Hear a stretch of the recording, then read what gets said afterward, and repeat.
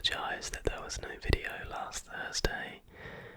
I had an insanely busy week last week, and I only had one evening free all week, and basically I needed to spend it opening DVD packs for the gaming channel. There's 3 videos live on the channel now if you wanted to go and check those out. But essentially I'm now filming this on my Monday lunch break to go up this evening, and because my camera and stuff was already set up in the position rather than in the other room, I thought we would revisit the nosleep Reddit page, even though it has only been a few weeks since the last one, but you guys all seem to really enjoy them, so this one should be a little bit of a longer installment, and we're gonna slowly whisper through some scary stories to hopefully somehow get you some sleep or at least some relaxation. So without further ado, let's get into them. Okay, so the first story is the highest rated story that I could find from the last week, and it is titled "Why I'm Not a Locksmith Anymore." And apologies if you hear my neighbour next door. I think she's doing some cleaning, which isn't ideal. I just had to wait for her to stop hoovering. So, locksmithing has been the trade of my family for I don't even know how many generations. I've been working as one since I was a kid, helping my father and grandfather. I learned all the secrets and methods of the job, studied how to install, break, assemble and disassemble all kinds of locks. I could easily disassemble the lock of a bank vault if given the right tools, money and a legal permit. I have unlocked hundreds of doors and cars, installed hundreds of new locks, fabricated thousands of keys, and take pride in saying I've never ever used my knowledge for criminal ends, as so many locksmiths in my region secretly do. I've successfully and financially sustained myself and my family with locksmithing for almost 30 years, and yet I'm closing my workshop tomorrow and already signing the documents to work with my wife in her bakery. The reason that made me quit locksmithing is simple. I can't do it anymore after my last job. I tried, I really did, but after that fateful assignment 6 months ago, I realised that it's not for me anymore. Every time I open a stuck door, I have flashbacks. My heart starts racing and my eyes ache. I can once again see those cursed angles. Don't get me wrong, I love locksmithing. It's the only thing I'm really good at. It's something that gives me great pride. I'd even started teaching my daughter the basics, and she enjoys it as much as I do. And it'll be hard telling everyone I'm quitting, telling my wife, my daughter, my clients, my friends. None of them will understand, but for their own sake, it must remain that way. I've already told my dad. He was incredulous when I said I'd be quitting the craft. He was not only my most important mentor, but my inspiration and role model. His body is not even a husk of what it once was, but his mind is still sharp. I knew from the start that this would be the hardest conversation of all, so I decided it should also be the first. I approached him in his bed or in our living room, where it's easier for us to take care of him since he can't climb stairs or live alone anymore, and told him about everything. Father went from disapproving to fully supporting me, but he also said something that I considered. No one but him must know. Ultimately, I decided not to follow his counsel for the first time since forever. We locksmiths know how to deal with stuff we're not supposed to see. Our work is about locking places. Sometimes this is about keeping things in, and sometimes about keeping things out. Locksmithing is also synonymous with security and privacy, but it's hard to keep something so perspective changing to yourself.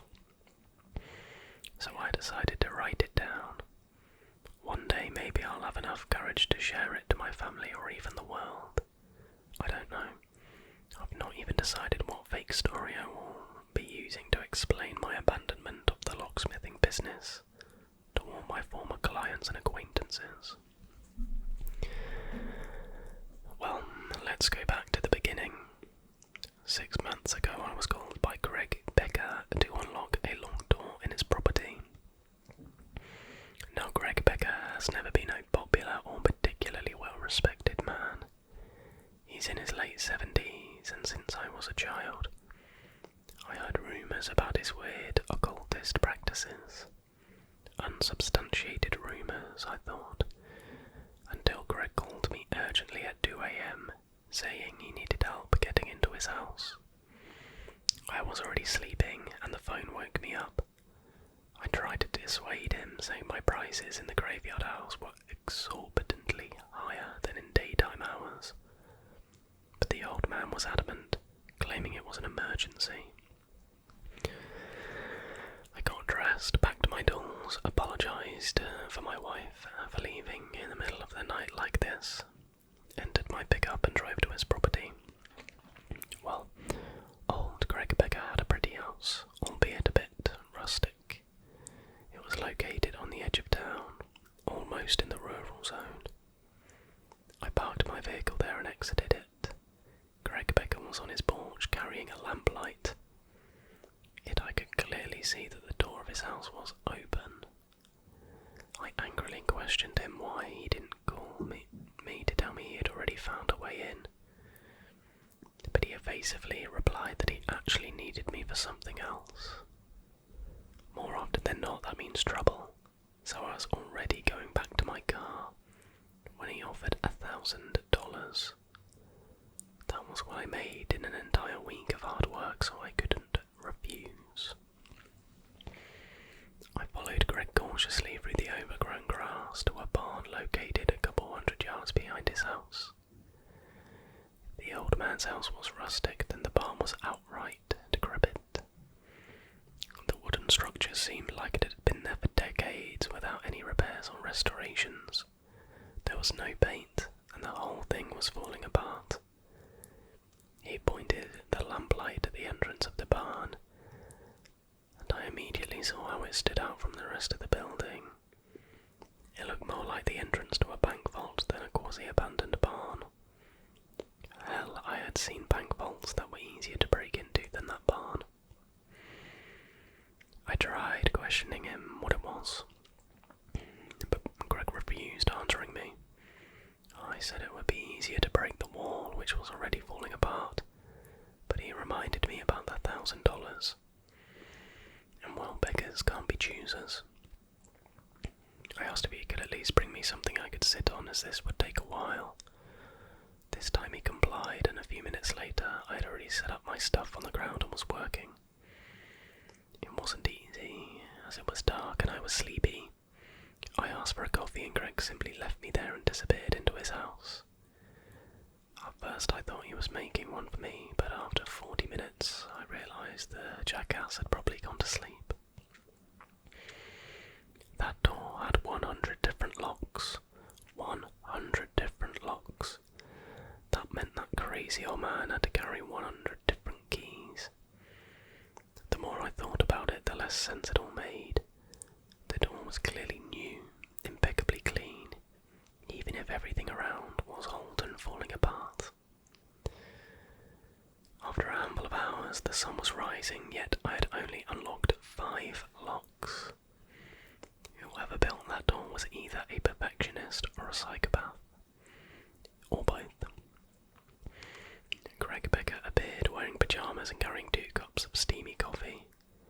I asked him where the F he was, and he just casually said he went for a nap.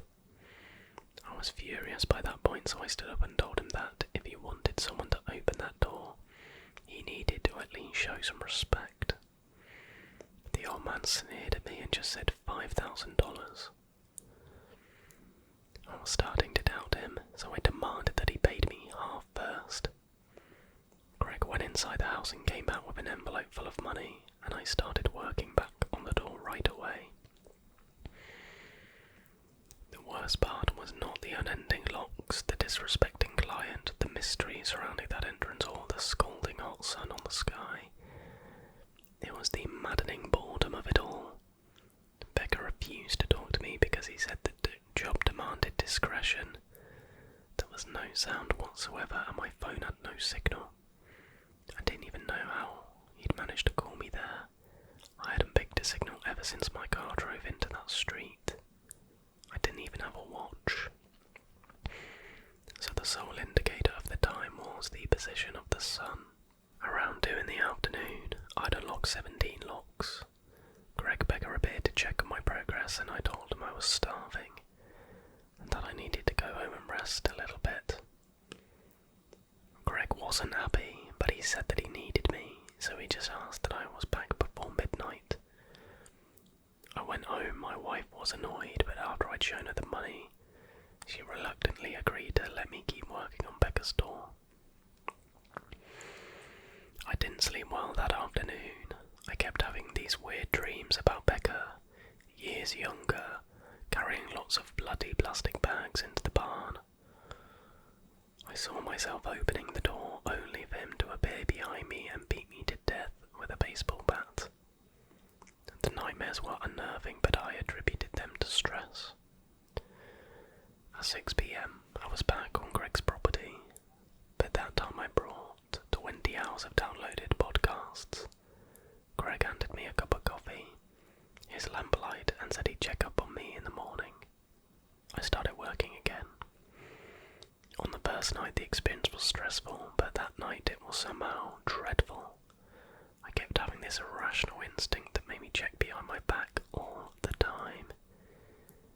And considering his property was his house, his barn, and a big, dark, endless open field of overgrown grass and nothingness, there wasn't even a moon that night.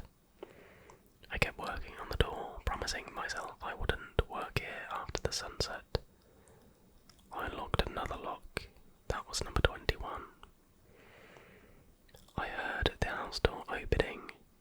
Becca was coming towards me carrying 2 cups of coffee. Something was wrong. The sun was already shining. I'd unlocked 32 of the locks. Had my automatic mode fully taken over. I looked at my phone. I'd only listened to 3 hours. Something was very wrong. I felt like this barn was wrong. This door. It was evil, somehow. Becca handed me a cup of coffee, and I refused. I had this feeling that he wasn't trustworthy. He simply smiled and went back into his house. I continued my work, but even more than during the night, I was feeling watched.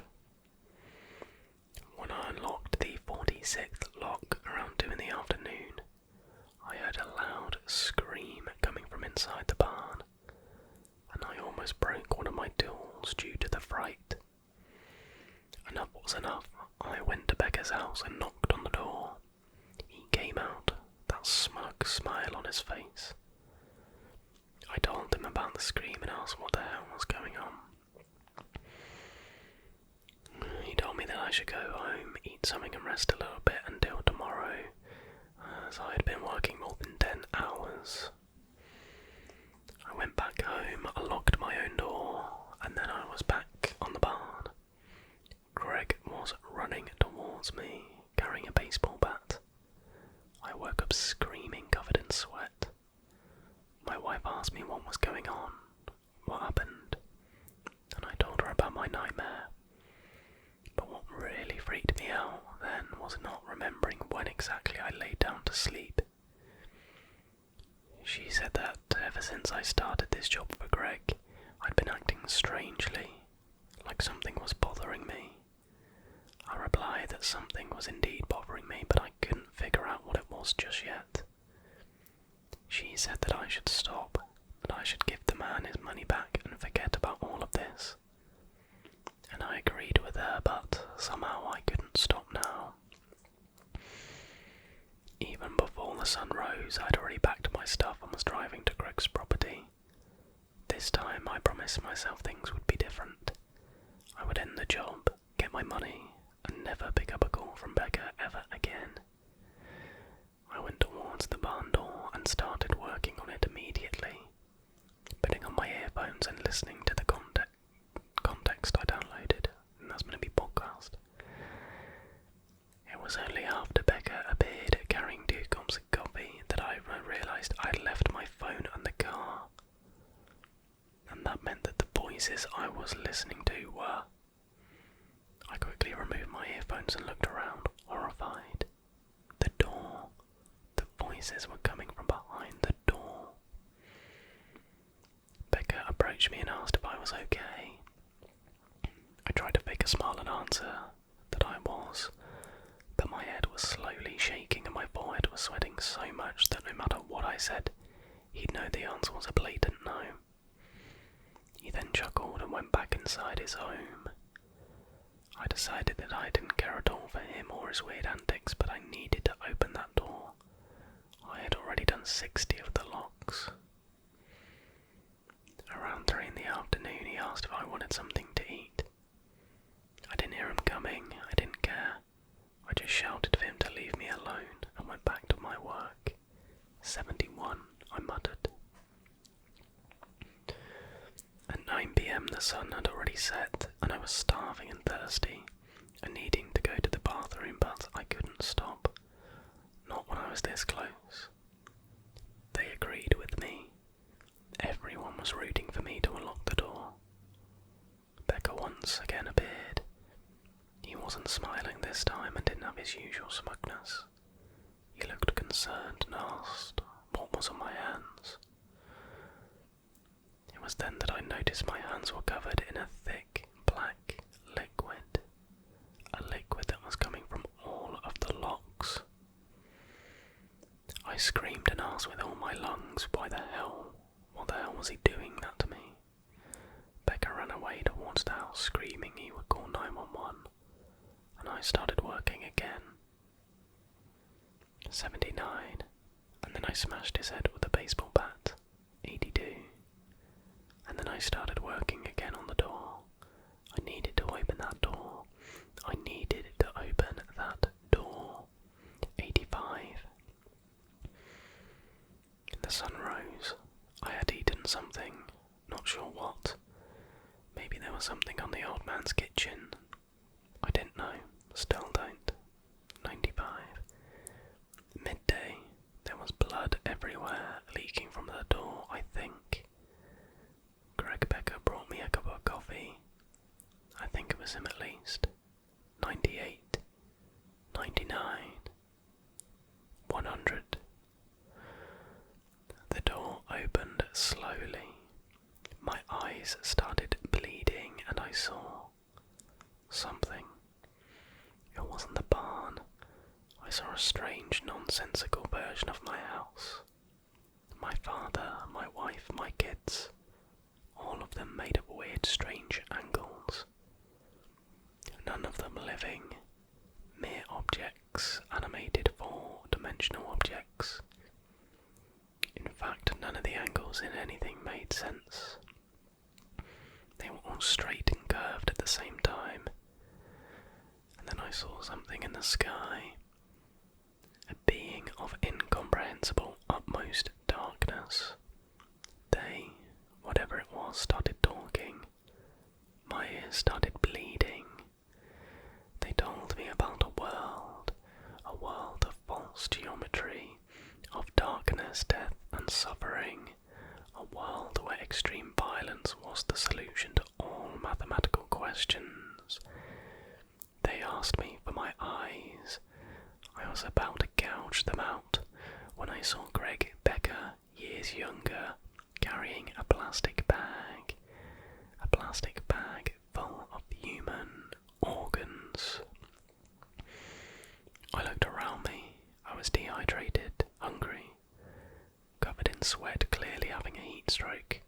My head was aching like hell. I fell to the floor, and when I picked myself up, I saw what really was behind the door. There were several bodies, all of them mutilated, with limbs broken or outright missing, and arranged in strange, bizarre geometric shapes. One of them was that of Greg Becker. I closed the door and immediately all the locks locked themselves again. I went back to my car and then I went home. Luckily my wife wasn't home and no one saw that I was covered in blood, so I burnt my clothes and took a long shower. My family questioned me where the hell I had been. I was officially missing for days. The police had even gone to Becker's property to look for me, as I told my wife I had gone there before my disappearance. Greg Becker was found dead due to natural causes. He didn't have a barn in his property. And yet if the barn wasn't real, why did Greg Becker give me $2,000? When the police arrived at his house, the door was unlocked. Oh, that was good. That might be one of the best written, one of the best stories I've read on the channel. Honestly, I think that was a good one. The next story is titled "I'm a Coroner," and the last body I opened had something terrifying inside. I thought I'd seen everything, but I had no idea what I was going to see in this body. In my work, the rule is always to be meticulous and to study every organ, every inch of the body. An oversight and you could miss something crucial to understanding the cause of death. When Detective Mike Darlan called me in the middle of the night to perform an autopsy on his body, I thought it would be just another procedure, but I was terribly, terribly wrong. Mike, wasn't really necessary to wake me in the middle of the night for this. It's 2 a.m. The body's not going anywhere. I told him as we entered the autopsy room, where he was already with the body. "Sorry, Jack, Chief's orders," he said, massaging the back of his neck. I looked at the body lying on the table. A man, white, in his 30s, bald, about 5'9" tall. I could see several fresh bullet wounds on his torso. I couldn't figure out why, but something was bothering me at the sight of these wounds. He was shot just a few hours ago by 2 of our guys, but I'll fill you in later. The most important thing is that you examine the body for now, said Mike. I remained thoughtful for a few seconds. The wind and rain were pounding hard against the windows and the light was flickering from the growing storm outside. "Mike, come on, I can feel there is something weird here. You never would have called me in the middle of the night if there wasn't something going on." He seemed to hesitate. "Look, take care of the body. It may be nothing. I hope so anyway," he sighed. "If you notice anything or need me, I'm right here in the hall." "What, you're going to stay there throughout the autopsy?" I asked with surprise. "Yeah, just a precautionary measure. The chief wants a report as soon as possible," he said while staring at the body. I was puzzled, but there was a body on my autopsy table, and I saw nothing else to do but get to work and discover the answers myself. The storm outside had picked up, but the lighting remained steady enough to examine it. I donned my equipment and set to work. The first thing to do was drain the body of his blood. Problem: either there wasn't a single drop left or my equipment wasn't working. After checking, I thought he had indeed bled to death somehow, and decided to make the incision in his torso to work him over completely. As I stood over the body, scalpel in hand, I felt something strange, as if I were about to commit a transgression, a fault, as if something was waiting for me inside that body, and once I'd opened it, I'd never be able to go back. As I stared at the man's belly, I thought I saw him blink.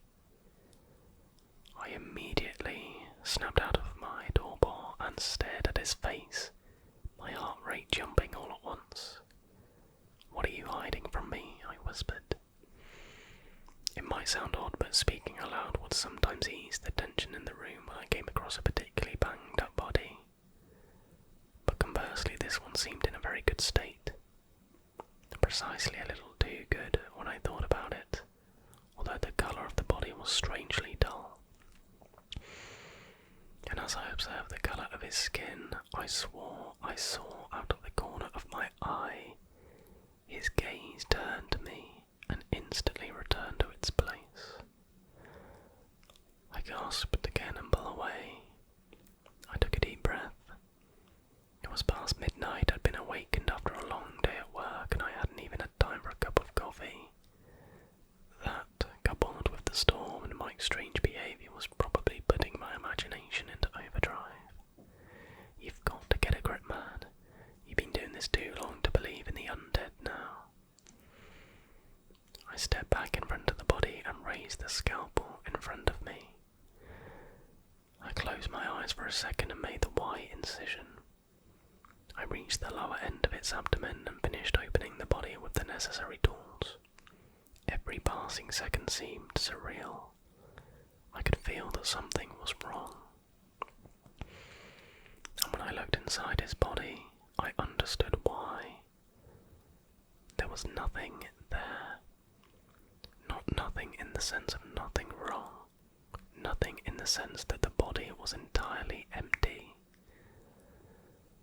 The light bulb above my head flickered. What the hell? Still dubious, I grabbed a flashlight and shone it inside. I got my face as close as I could and shone the light in all directions. There was absolutely nothing. No organs, not even a trace of blood. I straightened up and stormed out of the autopsy room. Mike, is this a joke? He gasped in surprise as I yelled at him. Wow, Jake, what's going on? Come and see what's going on. He followed me inside and I indicated the body with my hand. He looked inside and unspeakable fear crossed his face. Then he began to stare inside and seemed lost in thought, as if looking for an answer to a question I didn't know. Drops of sweat appeared on his face, and after a moment he looked up at me. I'm sorry, Jake. I didn't tell you everything. I joined him over the reclining body. Now's a good time then. What the hell is this? A cop joke? How did you even manage to pull this off seriously? It's no joke, Jake. He took a long breath to calm himself. I didn't lie to you about the apparent cause of death. 2 of our guys shot him after he tried to attack them last night.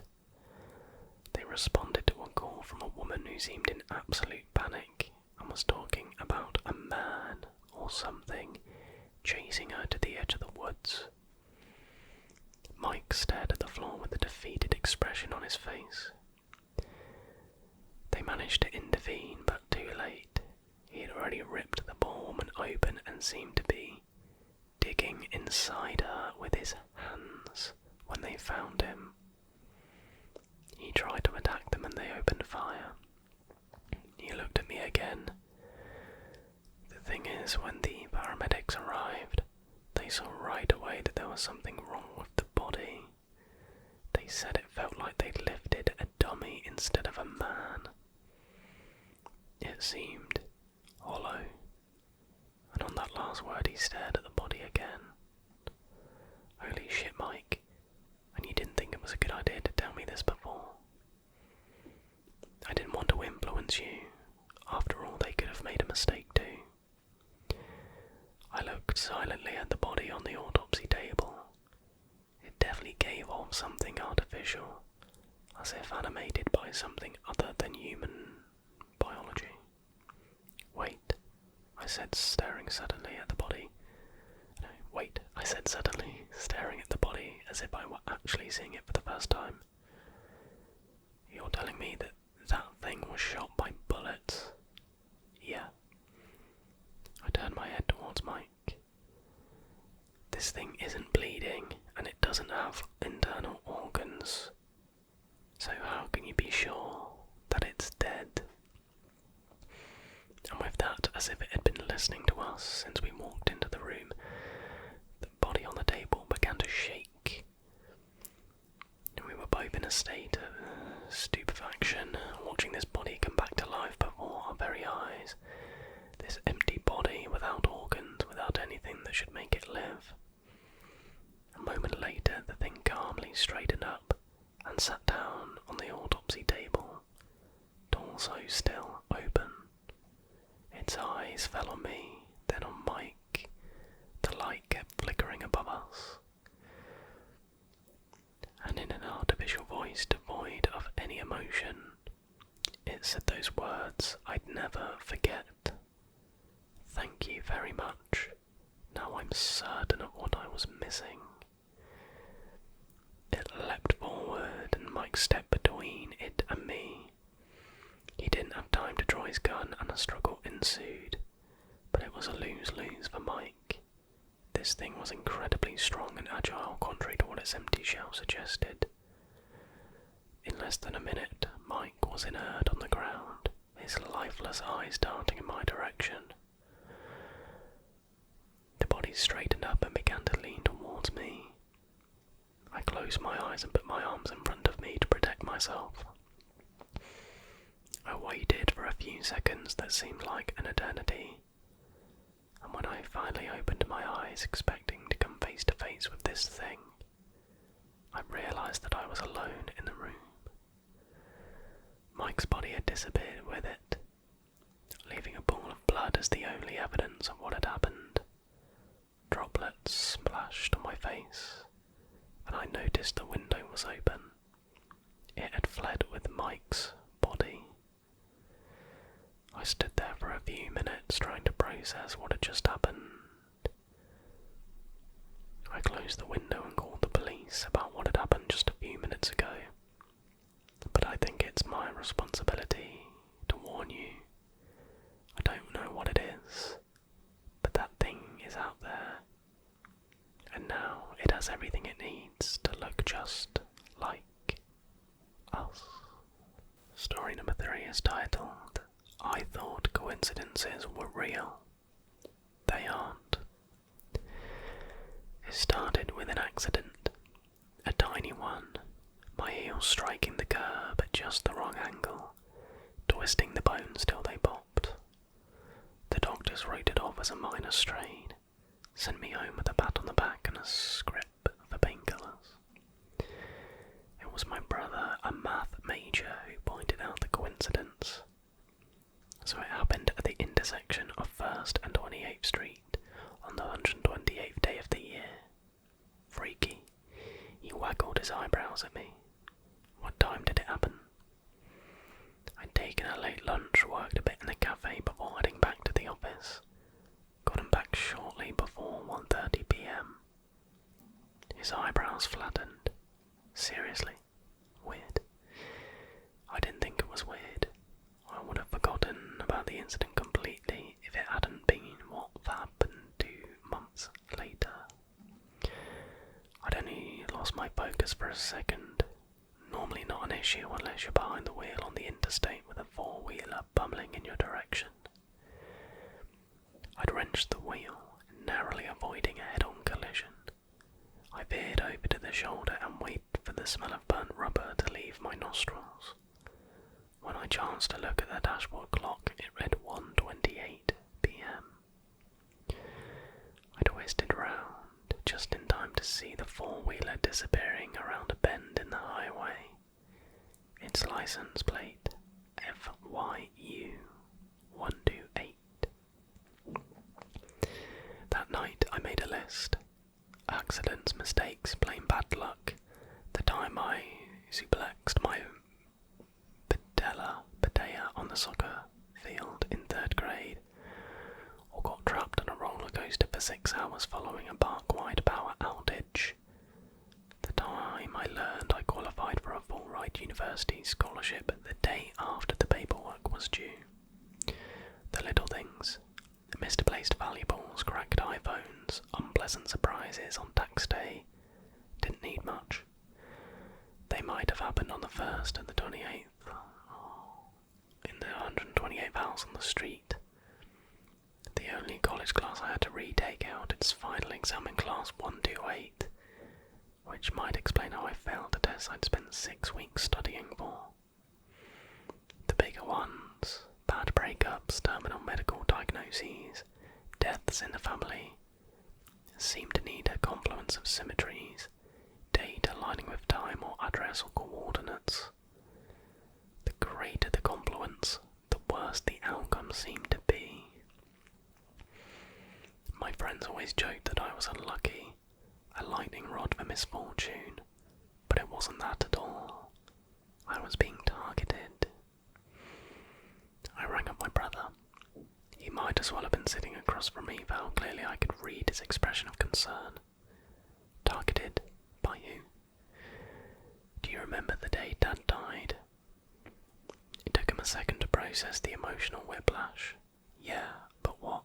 It was January 28th. I called the hospital. Guess what room number he was in? Erin. I searched on, determined to get my story out before he had me committed. I'm just saying, you hear some numbers are more common in the universe than others. Some weird quirk of nature that nobody really understands. Or people see the same number over and over, and claim it has some spiritual significance. Like angel numbers or the Fibonacci sequence or Benford's law or schizophrenia, he suggests. Shut up, I said. Here's my theory. There are entities, intelligences, whatever you want to call them, that express their will under certain conditions. In my case, the appearance of a specific sequence of numbers. Just pretend for a second that it's possible. What would you do? I'd roll over and wait to die. Statistically speaking, there's no way to avoid a number. Numbers are the blueprint for everything you see. They're the language of nature there. He stopped himself, realising too late that he'd allowed himself to get swept up in the intellectual exercise. He cleared his throat. But this isn't about reality, this is about your perception of it. What do you mean? Well, let's take the accident. Do you remember how fast you were driving? I don't know, 80. Do you know how many kilometres per hour that is? I felt a chill walk down my spine. Exactly, and if you wanted to take it further, how many times do you see a 128-degree angle, or read the 128th page in a book? The point is, you're not aware of these instances so you don't experience any bad luck. And anything that is affected by your perception, not the undeniable fact of reality, has to originate inside your head. Or, I suggested, you just made it easier for it to find me. As I stared at my phone, a pop-up alerted me that the 49ers had won by a landslide score of 1-28. My weather app notified me that it was raining again, coming up on 1.28 inches of rain.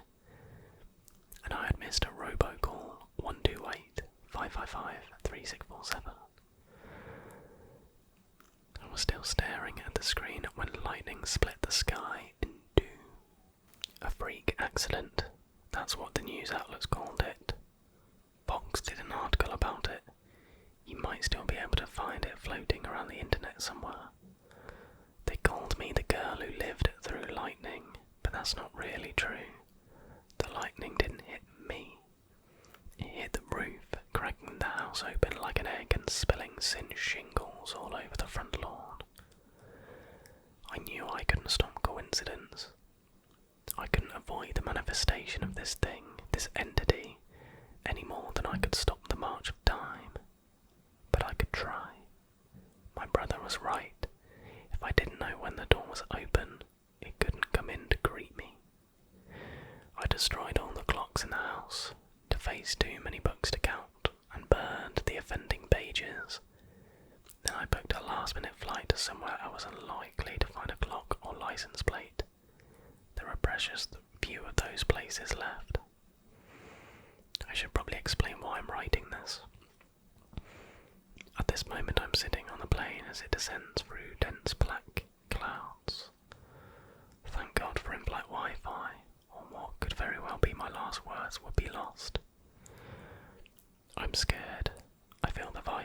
exposing me, an incredible pressure building. We're finally breaking a holding pattern. While it circled in the sky waiting for the storm to clear, a flight that was supposed to touch down well before midnight on January 27th altered its arrival date to January 28th.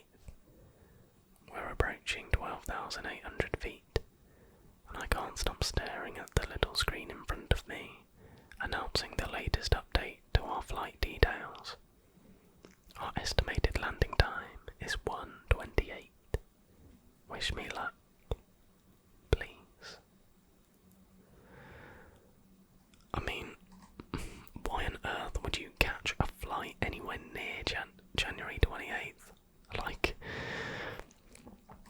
surely you're just, I know it's not real, but surely you're just tempting fate at that point. That wasn't really all that scary, to be honest. They've sort of got progressively scarier. But if there is one thing that is scary, it is dolls. And that seems to be what the topic of this next story is. So, story number 4 is titled, "There's Something Creepy About the Doll on My Shelf." I got a doll for my birthday. She looked just like me. Same brown hair, same blue dress I wore. Mummy said she found her at an old shop and knew I'd love her. I named her Lily. Lily was fun at first. We had tea parties and I told her secrets. But then weird things happened. I'd leave Lily on the chair but find her on my bed later. Maybe you forgot you moved her, Mummy said, but I knew I didn't. One night I heard a noise, like tiny feet walking. I peeked from under my covers and saw Lily sitting on my desk. But her eyes were looking at me, and it made my heart beat really fast. Next day I put Lily in the closet. I didn't want to play with her anymore. She made me feel strange. But when I came back from school, she was sitting on my bed again. Her smile looked different, bigger. I told Mummy, but she just laughed. Lily's just a doll, she said. Then, the scariest thing happened. It was night and the moon was bright. I woke up feeling cold. I looked around and I wasn't in my bed. I was on the shelf where I keep my toys. And in my bed, where I should have been, was Lily. She was under my blanket, her eyes closed like she was sleeping. I tried to scream but no sound came out. I couldn't move. My arms and legs were stiff as wood. I looked down at my hands. They weren't my hands. They were doll hands, plastic and shiny. I don't know how long I stayed there. The moon moved across the sky and the room got darker. Then light peeked in. Morning. When Mummy came to wake me, she didn't see me on the shelf. She went to the bed. "Time to get up, Amy," she said to Lily. Lily moved. She stretched and yawned like she was really me. I wanted to cry, to tell Mummy it was me on the shelf, but I couldn't. I was just a doll. Mummy left the room and Lily got dressed in my clothes. She looked in the mirror and smiled, but her eyes were scary, not like mine. I sat on the shelf every day watching Lily. She played with my toys, ate my food and hugged my mummy. Nobody knew I was here on the shelf. Years went by, so many years sitting on the shelf in my room. But it wasn't my room anymore. It was Lily's room now. She grew taller and older, but I stayed the same. A small porcelain doll with a silent voice. I watched Lily become a teenager, then a grown-up. She stopped playing with dolls, stopped noticing me on the shelf. I was just a forgotten toy in a room filled with memories. Then once sunny day, Mummy decided to have a garage sale. She gathered all things that weren't needed anymore, and that included me. I was placed on a table with other old toys, my dress faded and my hair a bit tangled. People came and went looking at all the stuff. Then she came. A little girl with bright eyes and a smile that reminded me of, well, me, a long time ago. Her name was Emma. Emma saw me and her face lit up. "Can I have this doll, Mummy?" she asked, holding me gently. Her mum nodded. And that's how I left my old home, tucked under Emma's arm, going to a new place. Emma's room was full of colours and laughter. She played with me every day, telling me stories and secrets, just like I used to do with Lily. She named me Rosie, and I loved that name. It felt new and happy. Then something strange happened. One morning I felt a tingle in my fingers. It scared me, but also made me hopeful. Each day I felt more and more. My arms, my legs, they started to feel real again. One night under the moonlight streaming through Emma's window, I felt it. I could move. Just a little, but it was movement. My heart, if I still had one, was beating so fast. I closed my eyes, wishing, hoping. When I opened my eyes again, it was morning. But everything was different. I was in Emma's bed, covered in a blanket. I sat up, looking at my hands. They were real hands again. I jumped out of bed and ran to the mirror. But the reflection staring back wasn't mine. It was Emma's face. I touched my face, feeling real skin instead of porcelain.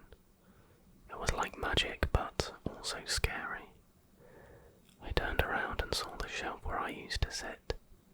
There in my old spot was a doll. It looked just like Emma, with her cute dress and shiny hair. But it wasn't Emma. It was just a doll, still and silent. My heart felt heavy.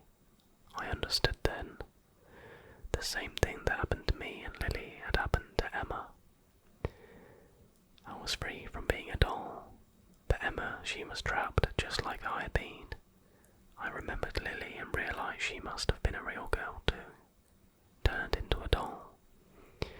The only way to break the doll's curse was for another little girl to take my place. It made me feel sad and guilty. I didn't want Emma to be stuck like I was. But what could I do? I was in Emma's body now. That was good. I liked that one. I thought that was good. So, this next story, which very may well be our final story of the video, is titled The Girl in the Ball Pit. My parents divorced when I was 6 years old. Fortunately, it wasn't a messy breakup and they agreed to share custody of me. I stayed with my mom during the week and my dad got me on Friday nights and weekends. My dad would take me to all kinds of different places when I spent the weekends with him. I'm an only child and my parents always treated me as the centre of their universe. The divorce never changed that. Even though it went as good as any divorce could go, it still took a toll on me as a kid since I was always moving around from house to house like a relay race button. That kind of thing is never easy on any child of that age. On a cold winter January afternoon, it was my dad's turn on the custody carousel. He decided to take me to one of those indoor playgrounds since it was too cold to do anything outside. I just turned 8 years old at the time. I never liked going to those places since I was a very shy kid with a bad stutter, which meant I had trouble making friends. And being around other kids my age would bring out my social anxiety. My dad knew this and would regularly take me to places with a lot of kids my age in an attempt to bring me out of my shell. We arrived at the indoor playground. It wasn't too busy at all. There were probably about 6 other kids there at the time of our arrival. We checked in with the front desk and entered the play area. My dad sat down with the rest of the parents and pulled out a book. "Go on, buddy, have fun," he said as he gestured towards the large play structure. I began walking nervously to the ladder leading up to the play structure and began climbing it. Once I reached the top, I saw a group of kids laughing and talking in front of the slide that led down to the large pulpit below. I mustered up the courage to ask if I could join them, but stuttered my way through the whole sentence. They began laughing at me. "No, you can't," one of them mocked. They all continued laughing as they went down the slide into the large pulpit below. After that, I decided to sit at the top of the play structure alone, in front of one of the observation windows overlooking the adult seating area. About half an hour passed and most of the kids had left. I was alone at that point. At least, so I thought. Out of nowhere I heard a voice. "Hey, over here." I was startled. I looked around but didn't see anyone. "Hello, who's there?" I asked. I looked over at the slide entrance. I saw a girl around my age. I saw only her head as the rest of her body was further in the slide. She had long, brown, almost greasy looking hair. She was very pale, with heavy bags under her eyes. "What's your name?" she asked, still in the slide. "Hunter," I replied. "What about you?" She giggled almost menacingly. "Nice to meet you, Hunter. I'm Sarah."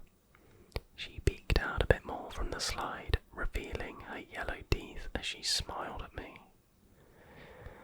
I looked through the observation glass down at the adult seating area. My dad was the only one there, still reading his book. "Where are your mum and dad?" I asked. "They're far away. They'll come back for me though," she replied. I was puzzled. They left you here but by yourself?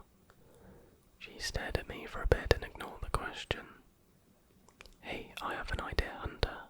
Do you want to play hide and seek?" I figured out this was a good chance for me to make a new friend, even though I found her a bit weird. That's what most other kids at the time thought of me anyway. So I nodded. "Okay," she said. "Catch me if you can." She disappeared down the slide, laughing on her way down. Her laughter faded as she slid further and further down the slide. Then there was dead silence. I crawled to the slide entrance. I became hesitant. The slide was very dark and a sense of fear overcame me. Something didn't feel right. I was about to turn around and go back down the ladder when I heard Sarah's voice from the bottom. "Come on, Hunter. Don't you want to play?" she yelled. I wanted to go back to my dad, but I felt a little sorry for her. I figured she had trouble making friends just like I did. So I decided to enter the slide. As I slid down, I could hear Sarah giggling at the bottom. The slide was very dark and I couldn't see anything until I hit the end and was submerged into the pulpit. "Sarah, I know you're in here," I called out as I slowly began making my way through the pit. She was nowhere to be found.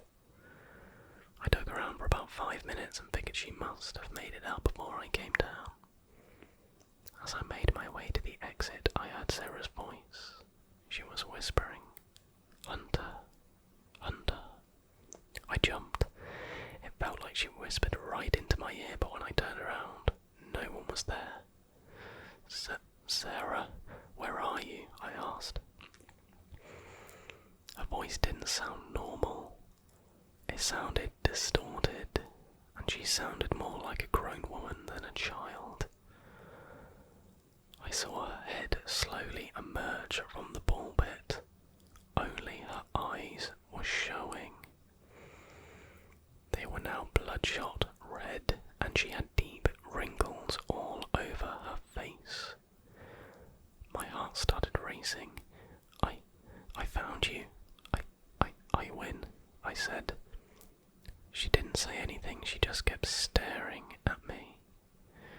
I desperately wanted to get out of there. I need to go now, my dad is calling me. Right after I said this, she quickly sunk back under the balls and began crawling around at a speed I can only describe as inhuman. I was able to track her movement because the balls in the pit flung around violently wherever she moved. Sarah, stop, I don't want to play anymore, this isn't fun, I screamed in desperation as tears began streaming down my cheeks. She began circling me over and over, faster and faster as I kept crying. I began sprinting as I gasped for air. I was about to reach the exit when something grabbed my legs and violently pulled me deep into the pit. As I struggled, I saw Sarah. She was now an old woman. Her hair was a dirty yellowish white, her skin was pale and sagging. Her eyes were now completely white, littered with red veins. Her hands were wrapped tightly around my ankles as her dirty fingernails sunk into my skin. I began screaming for my dad. Daddy, help, help. I felt as though I was being pulled into the depths of hell. Everything was getting darker, my screams were becoming more muffled, and it became more difficult to breathe. I was paralysed and couldn't move. All I was able to hear was Sarah's or this thing's laughter as it dragged me deeper and deeper. I was on the verge of unconsciousness when I felt two hands grab me by the shoulders. I was yanked out of the bed, still gasping for air. I opened my eyes and it was my dad. I wrapped my arms around him and sunk my face into his chest as I continued to cry. I explained the situation to my dad and showed him my ankles, which had red scratch marks on them. Naturally, he thought it was another child who was bullying me. He took me to the front desk and began telling the staff what had happened. They treated my scratches and began searching the playground for Sarah, but she was nowhere to be found. In fact, they informed us we were the only other guest there, and no child named Sarah was on the sign-in list. Sarah didn't exist as far as they knew. My parents took me to a paediatric psychiatrist about a month later. Once it was clear there was nothing wrong with me, she chalked it up to the stress of the divorce and sent us on our way. I still don't have a reasonable explanation as to what happened. I've never had a history of hallucinations, and nothing of the sort has happened to me since. Yes, as I mentioned before, the divorce obviously wasn't a fun experience, but it was still not stressful enough to the point where it would cause me to hallucinate or harm myself. My parents gave me the best life they could under the circumstances, and I was not under an immense amount of stress. My father and I still discuss the incident from time to time. I feel like the more I tell him about it, the more he's beginning to believe me. Regardless, after that I never went to an indoor playground ever again. Even as time went on, I made friends. I never attended their birthday parties if they were being held at an indoor playground. This event left a permanent scar on me to this day. It still gives me nightmares even as an adult. Playgrounds in general send shivers down my spine, and I definitely stay away from ball pits. When I tell people, they never believe me. They'll usually chalk it up to a child's wild imagination or a hazy memory of events. That's why I decided to post it here. I needed to get it off my chest and let other people know what happened to me. That was a much better one to end on, for sure. I mean, it does do the classic trope of, like, the little girl with, like, I just picture the, what's her name, Samara from The Ring, whenever there's, like, a girl with, like, long, greasy hair kind of thing, but, yeah, that was a scary